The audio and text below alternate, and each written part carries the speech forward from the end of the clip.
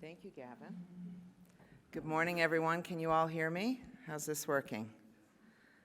Solidarity to each and every one of you. It's great to be here in beautiful Whistler. My first trip to Whistler, BC. And I have to tell you, the drive up last night, which was in the wee hours of the morning, Eastern Standard Time, was quite spectacular. And I had a lovely gentleman who made sure I arrived safely. And I must say I'm looking forward to getting out and seeing some of the area because it's quite something.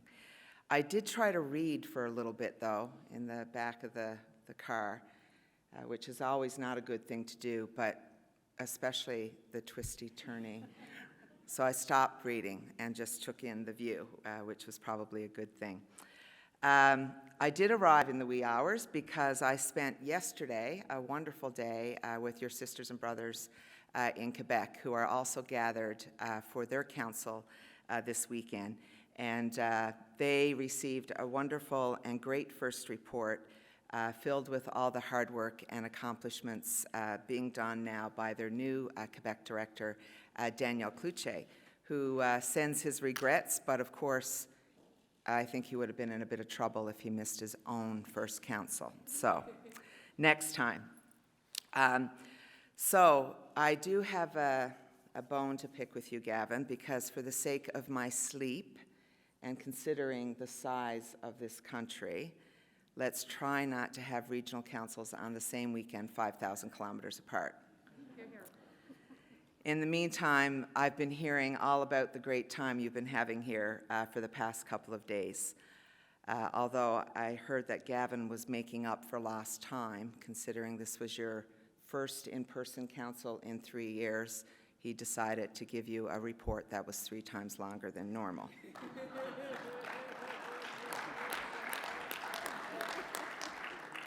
He told me this last night, so I'm not telling any tales. But that's really okay because we're doing a lot of work and there is a lot happening in our world. Let me first start by congratulating the wonderful and fierce Leanne March, who you re-elected to be your chair and member of our National Executive Board. I'm really happy that you had the good sense to do that because she does a great job for you on our NEB, and we're really glad to have her back. And to my dear friend Bill Gaucher and James Monks and the entire BC Executive and Standing Committee members who put themselves forward to do this extra work of building our union, thank you very much and congratulations on your elections.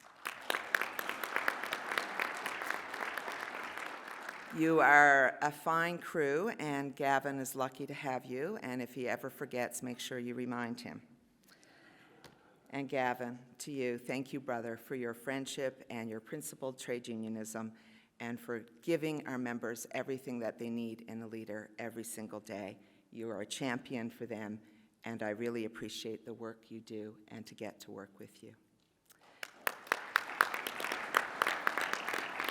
And I know you heard from Len yesterday, and I'm sure he did what he always does, spoke with modesty and thoughtful determination.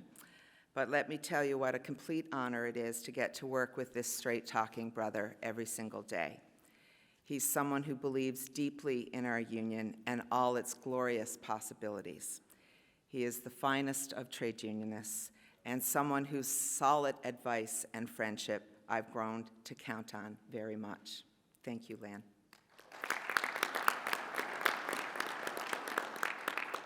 I'm also very honored to get to do this work with our members on our National Executive Board and, of course, our regional directors. And I know that the wonderful Jen Murray has decided to join you here this week.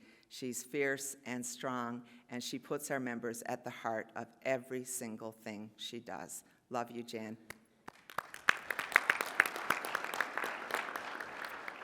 And of course, you have many members of our senior team here as well that have joined this weekend. Sari and Tim and Shane and Dan and Nikki and Katha and John. Thanks to all of you for everything that you do. I would like also to mention that we're about to lose one of our BC members. Is this a secret? Or do people know this off our board?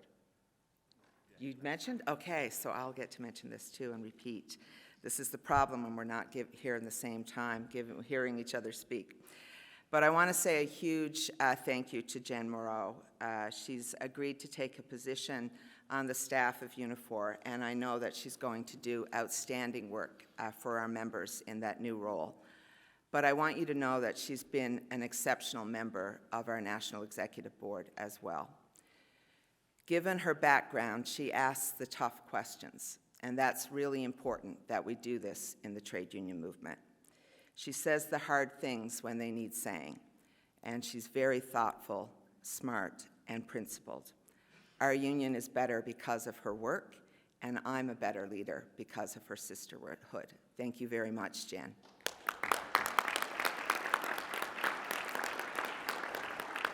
And I think we have some executive board members here. Do we not? Matt and Guy, have you all been introducing yourselves these past few days? Derek and Chris and Les, thanks for coming out to BC. I know you're enjoying Whistler probably as much as I am. And there are many, many staff in the room who work day in and day out on your behalf and on behalf of all of our members. And I want to acknowledge their hard work and the work of our BC staff in particular, who make this a great union all across this province. Thank you very much for all you do.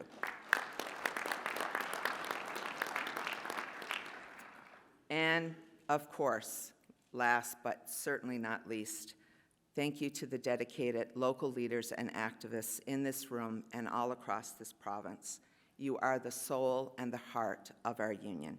Thank you for your support and solidarity and for your dedicated activism and for doing the very hard work of representing working people and our members and defending our union. I know it's tough out there now. There is a mood of discontent and anxiety all across our country. The world is going through troubling times. A pandemic still grips most of the planet. People are still dying from this virus. We have high inflation, rapidly rising interest rates, skyrocketing profits, economic uncertainty, and war. The world around us seems it will never be the same, but then we don't quite want it to be the same. We want it to be better.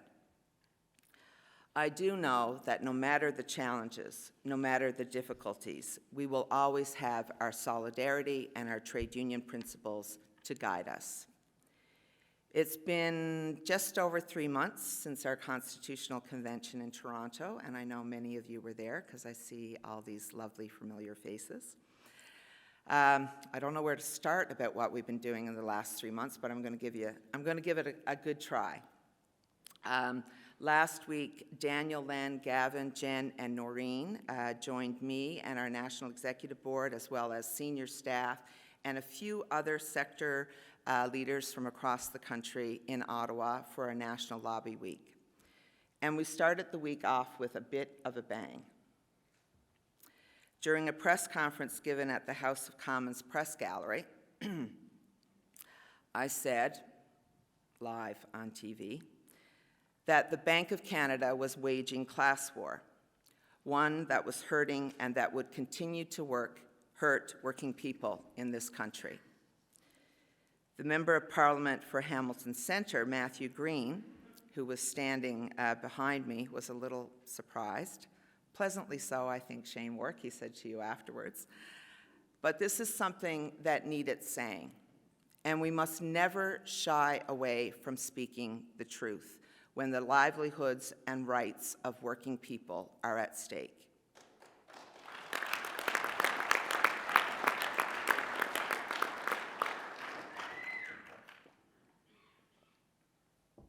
I said this in response to what the Bank of Canada has been doing and what the Governor of the Bank of Canada has been saying.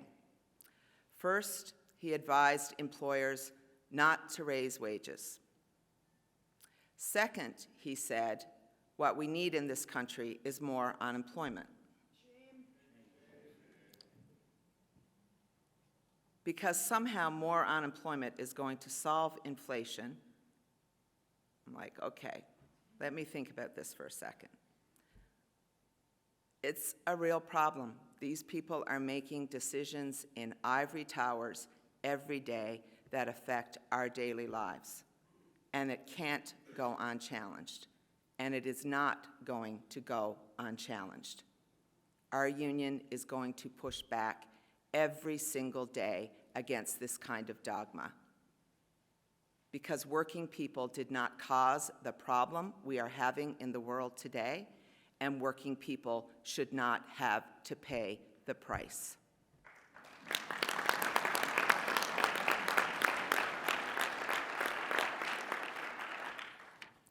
Since that press conference, there's been more pressure on the Bank of Canada. They need to understand that it is not okay to throw people out of work to meet an arbitrary inflation target. It is not okay that workers pay the price. We do not accept any of this. We do not accept that workers can be thrown to the wolves while bankers and corporations like oil companies and grocery store barons rake in obscene profits, fueling the inflation we are seeing today. We do not accept that corporate profits as a share of GDP in this country went up 66% this year over last year. They now represent a full 25% of our economy. 25%. The previous historic high was 15%. This is not sustainable. We have to get back to a place where the wealth in Canada is shared and shared fairly, and that isn't happening right now.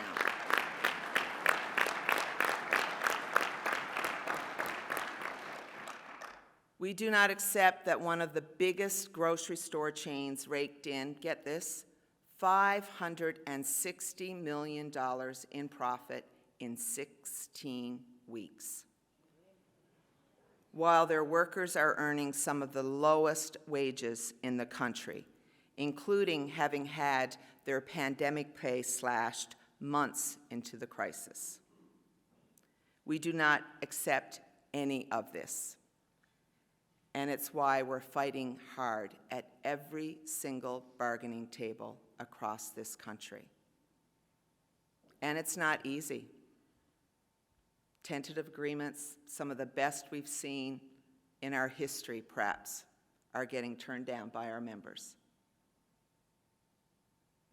Because there is a moment right now, and we've got to use this moment to deliver for working people. We have to use this moment to deliver for working people. Recently, we had a group of cleaners with Local 222 who went on strike for 17 days, winning a historic agreement in the end with a 33% wage increase over the term of their contract. Warehouse workers from Local 414 who got an immediate increase of $4.65 an hour. I know all the staff are in the room saying, Jesus, why is she telling everybody this now? I got to go do this. It's not possible in every sector, we get that. But in many sectors, we can seize a moment. And we have an opportunity to lift up the workers who have been getting the least. This is what we're seeing. To make sure that they are no longer being left behind by this economy. As I mentioned, we spent a week in Ottawa with ministers and members of parliament from all political parties. And I think it's important that we do this. We can't just talk to the people that agree with us. We have to talk to everybody. We have to convince everybody of the agenda for working people. And we can't do that if we don't have the hard conversations with the Greens, with the Conservatives, with the New Democrats, with the Liberals. As you know, every spring, the federal government has a budget, and we want it to be able to influence that budget. So we picked this time because they're actually preparing the budget in March right now, this moment. and we want it to get in while the door was opened. And yes, we all know in this room that budgets are expressions of political priorities, and we wanted to make sure that our priorities were in the mix. We talked about the need for permanent reforms to Canada's employment insurance program and called on the government to expand eligibility and improve benefits. Because if we're going to have a recession, we better make sure that that program meets the needs of working people. And just last night, I noticed the minister responsible for EI announced improved sick leave benefits under the program, something that your union has been fighting for a very long time. So take that victory, because it is ours. There's still, of course, a lot of work to do on this front. We also demanded, and Gavin probably told you about this, strong anti-scab laws. Imagine this, decades of fight, and we are finally going to have anti-scab legislation at the federal level.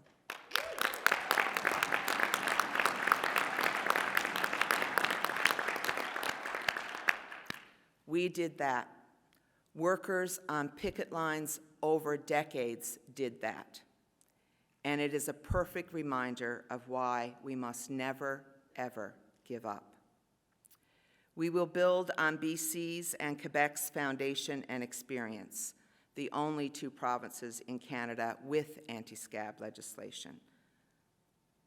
Friends, now is the time to modernize labor laws and send a message to the entire country and to every single employer out there. Using scabs is wrong, and it will not be tolerated. Not today, not tomorrow. You know what's next? Not ever. That's my famous line now. It became a meme, apparently. But we still have a bit of work to do, so let's not stop organizing until that bill is in the House and it's passed and we've got the law on the books.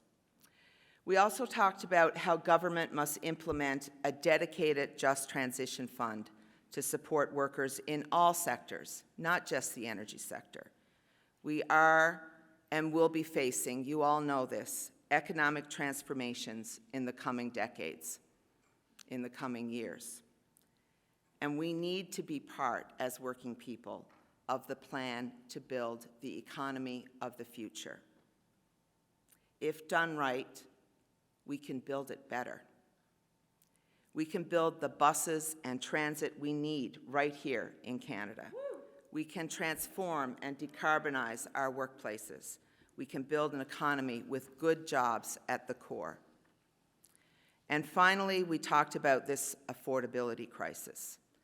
And we reminded every government member that bringing in national promised programs such as pharmacare and dental care would provide relief and help to working-class families. We reminded the government that pandemic profiteering must stop, and they actually can do something about it. They can expand the excess profit tax and redistribute the funds to low and middle-income Canadians. I think it's fair to say we were pretty loud on the Hill and pretty pleased with the work that we did on your behalf. Since my election, I've spoken a couple of times to Prime Minister Trudeau. I think he and I will be meeting in the coming weeks. I can tell you he's listening to what we're saying right now about the affordability crisis. But the reason he's listening, and I want you to understand this, the reason he is listening to Unifor is because he knows that the power of our union comes from all of you and our 315,000 members from coast to coast to coast. But every conversation with a politician, an employer, a decision maker, is a reminder that we must be forever vigilant, because complacency is for those content with the status quo, and that is not who we are. We want a better world for everyone. As you know, we're on the eve of December 6th, the National Day of Remembrance and Action on Violence Against Women. 33 years ago, women, mostly engineering students at the Polytechnique University campus in Montreal, were targeted in an act of hate. Marking December 6th every year reminds us that violence against women is not confined to a single event in the past, but it is too often part of daily life for far too many women in our country, especially Indigenous women, as you just heard. As trades unionists, fighting for equality starts with fighting for economic and social justice for women everywhere we can. At the bargaining table, in politics, in the workplace, and in our communities. And yes, through the reconciliation work that we will do and are doing. I will always mark December 6th. For me, as a young journalist, it was a day that changed everything. It changed me profoundly. It changed in this country how we talk about violence against women. It broke the silence. Today, my daughter is studying engineering, and I want the world to be better for her and for all young women. And friends, we are still not there yet. But as a union, we can continue to do something about this. We can use the power we have at bargaining tables everywhere to demand equality and respect for our sisters. We can continue the fight for all the things that make our world a little fairer and more equal. And we can never, ever give up. I want to spend a little time, I'm going to be in Gavin's territory by the time I'm done here. Sorry about that. I have a lot to say. Am I getting close? Okay, good. Lots of runway. Oh, Tim. Oh, Lynn. Lots of runway. Okay, I'm going to spend a little bit of time looking at what is happening in some of our union sectors where some of you work. Federally, you should know that government is currently, do we have any aerospace workers in the room? Yes? No? Yes, we do. Okay, great. You should know that currently, one of the things we learned while we were in Ottawa is that they're trying to position themselves now as a champion of the aerospace sector. I think that was a good takeaway, don't you think, Shane, from those meetings? Investing to build an industry that thrives. So this was good news for us to hear. But to be clear, we still have a lot of work to do there. We have to make sure that we hold them to the promises that they're making, and we have to make sure that our members' interests are reflected in those outcomes. So we're going to keep at this, because we know if we're not at the table where decisions are being made, what we need is not going to end up in any of those outcomes. Our union is calling on the federal government to also improve job quality at airports and in airlines by putting an end to contract flipping once and for all.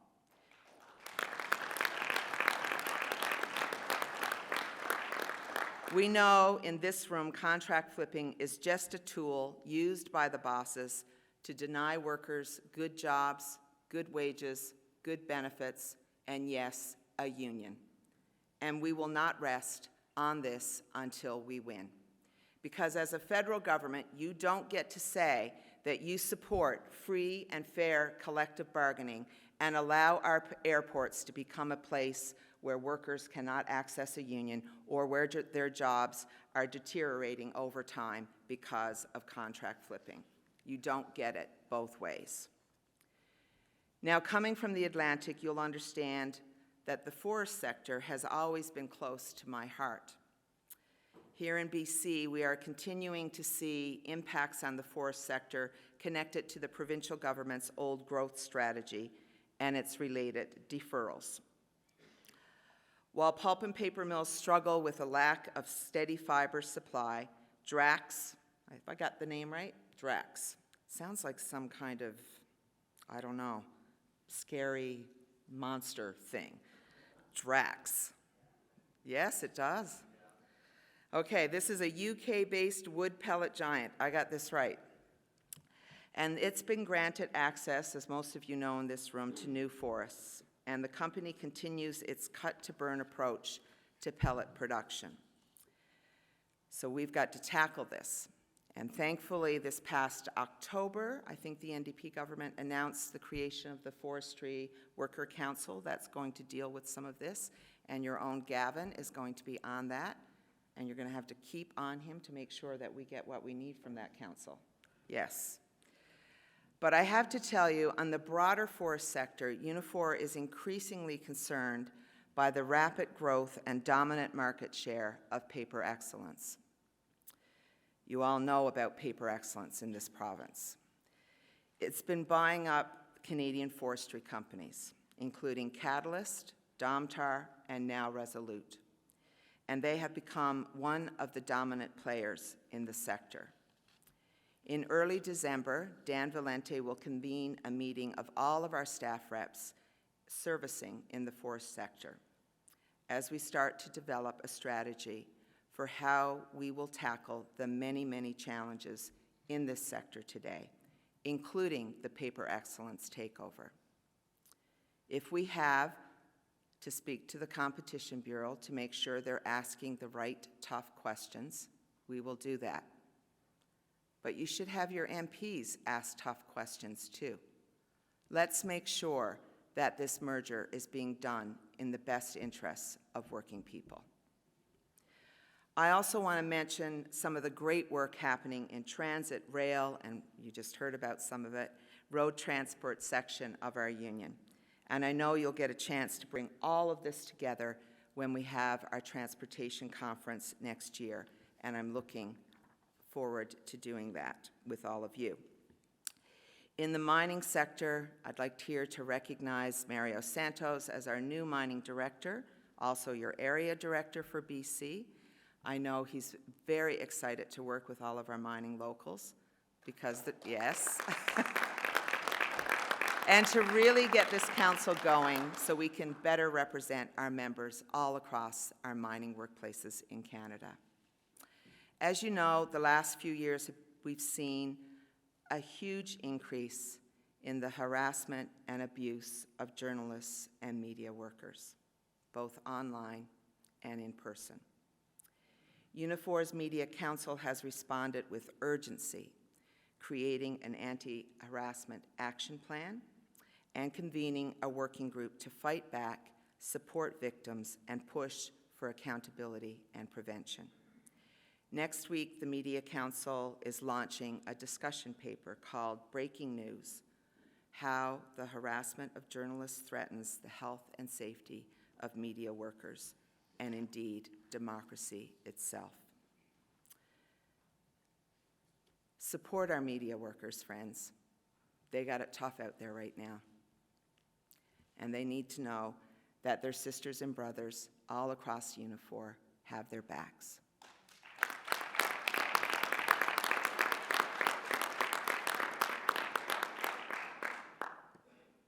Finally, we successfully launched our new Unifor auto policy in August. You might be wondering why I'm asking and wanting BC delegates to know about the auto policy. Well, because auto and its supply chain is now going to be a full-on Canadian industry. And it's important because there are going to be jobs in BC in the mining sector attached to that auto sector. And it's pretty exciting to see what's happening. But one of the key things, one of the pillars of that policy, is to ensure that the growing sector is built on principles of inclusion and equity, with specific attention paid to reconciliation efforts. A consent-based approach to mining critical minerals. We've already formed an early partnership, and I think you heard about this yesterday from Dave Porter, with the First Nations Energy and Mining Council. So we're looking forward to the work that will come out of that new partnership. While the job is not quite done, we're also celebrating the federal child care plan with agreements in all the provinces and territories. British Columbia is a leader on this front, being the first province to introduce $10 a day child care. Congratulations to all of you.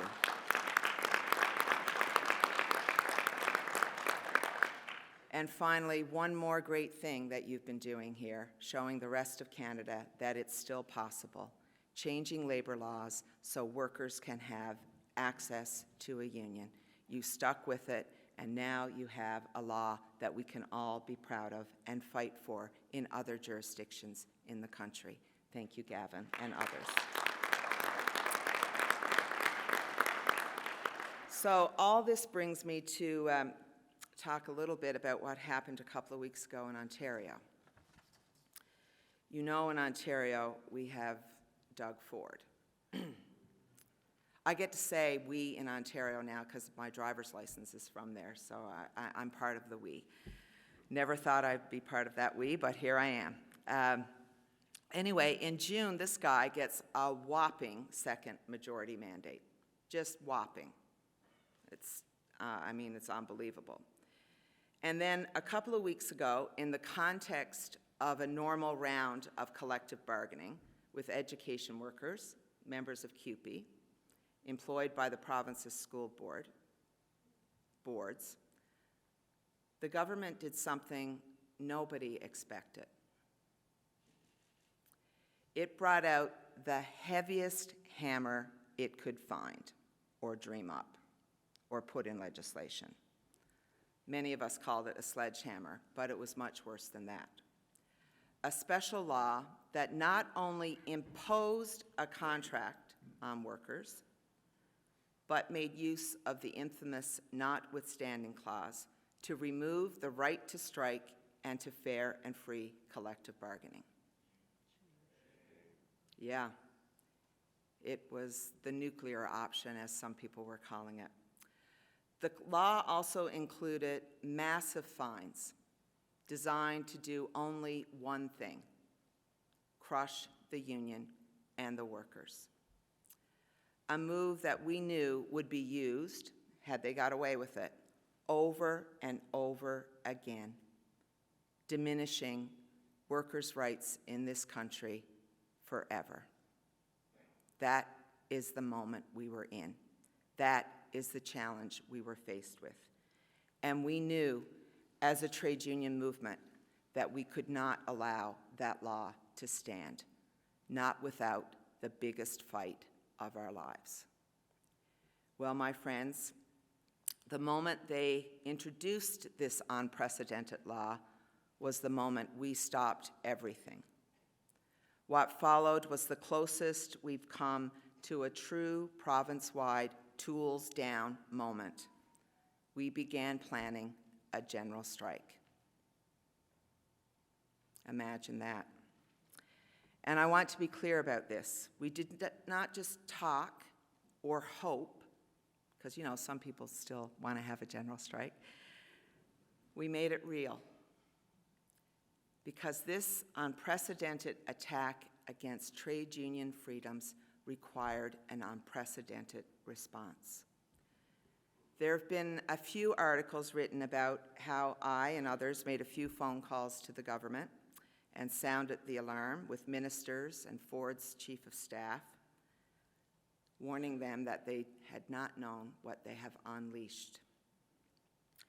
Bill 28, the province had made this fight far bigger than with the lowest paid public sector workers in the province of Ontario. Far bigger. They unintentionally brought the entire labor movement together from across the country, reaching far outside the borders of Ontario. And yes, it's true, I did make a few calls. People who know me know how it goes. I start sending texts and more texts. My texts are legendary. I am a former journalist, so I can write a lot very, very quickly. So there were a few texts and a few phone calls until people came together to get this figured out. But I want to be clear. A few texts and calls does not a general strike make. What makes a general strike is our union's National Executive Board meeting for the first time since convention, hearing about the situation, and deciding unanimously to support the call for a general strike in the province of Ontario.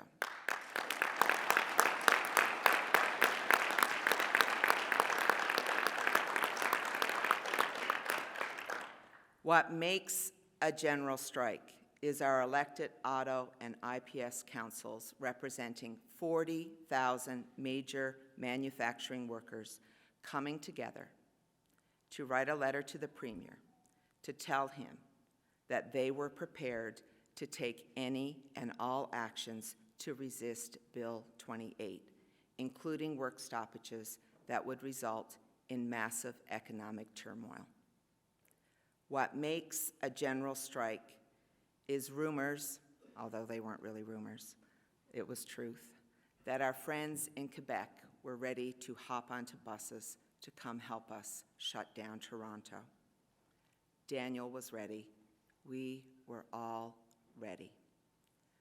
What makes a general strike is workers all across the province and indeed the country talking to their family members, to their co-workers, calling their members of government, and pledging that nothing will move in this province until this law is gone. The Ontario government thought they could get away with it, and yet within days, without ever having to close a workplace, we reminded them that without our brain and muscle, not a single wheel will turn.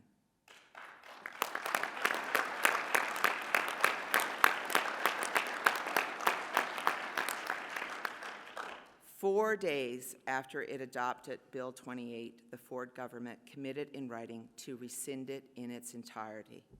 1 week later, the legislature adopted Bill 35, which said, "The Keeping Students Act 2022 is repealed," and here's the most important part, "and is deemed for all purposes never to have been in force." Ontario workers, including incredible Unifor members, were the force that got the Ontario government to rethink its actions. And that was just 2 weeks ago. We're just getting started here.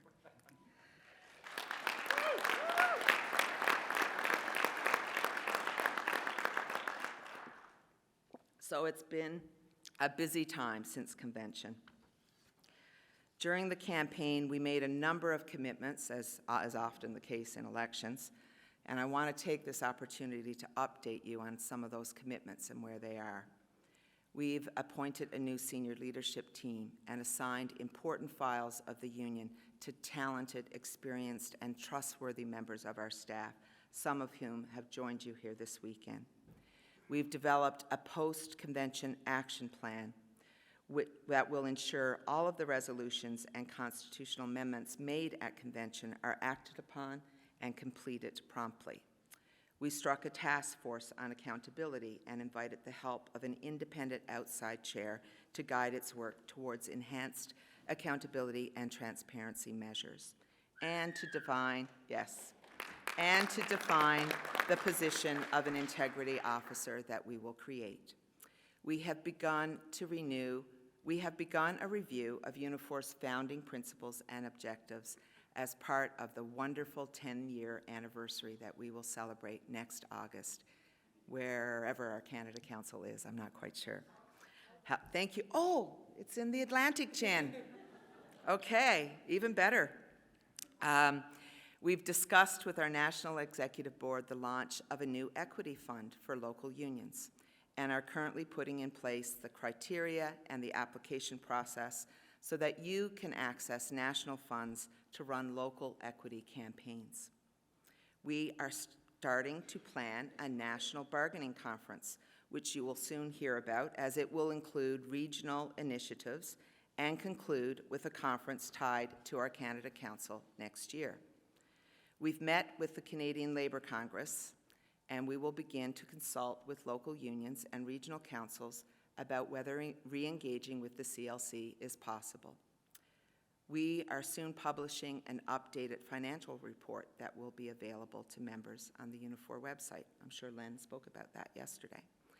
We are currently reviewing Unifor's education courses in the hopes of making clear recommendations for improving our learning opportunities inside and outside the classroom. We have put in place a team to launch community-based organizing projects in communities and neighborhoods where unions are needed the most. We have and are evaluating and reviewing our servicing levels across the country, and we will continue to do this as our union is constantly changing and our members require our support. We are visiting members in their workplaces, and we're having a hell of a lot of fun doing it, aren't we, Lan? We said during the campaign that we have much to do, and we meant it. We truly are only getting started. We have so much to do because the world does not work for us. This country, this province, is nowhere near where it needs to be to support workers and families. As a modern social union, we want all working people to have and work in good conditions, to make a decent living, enjoy a nice life at work and at home. We have so much to do because we are still building. We are building our union together. We are building this country for everyone and with everyone. I stand here today in recognition and appreciation of your work. I hope you're proud of your union today because I'm incredibly proud of all that you do. On this note, I wish you a safe and warm end of the season, although it looks like you're about to get some snow in BC. And I can't wait to see what you're all going to accomplish in 2023. One thing is for certain. Together, we are stronger, and together we can do so much more for our members and for workers everywhere. And together we will. Solidarity to each and every one of you.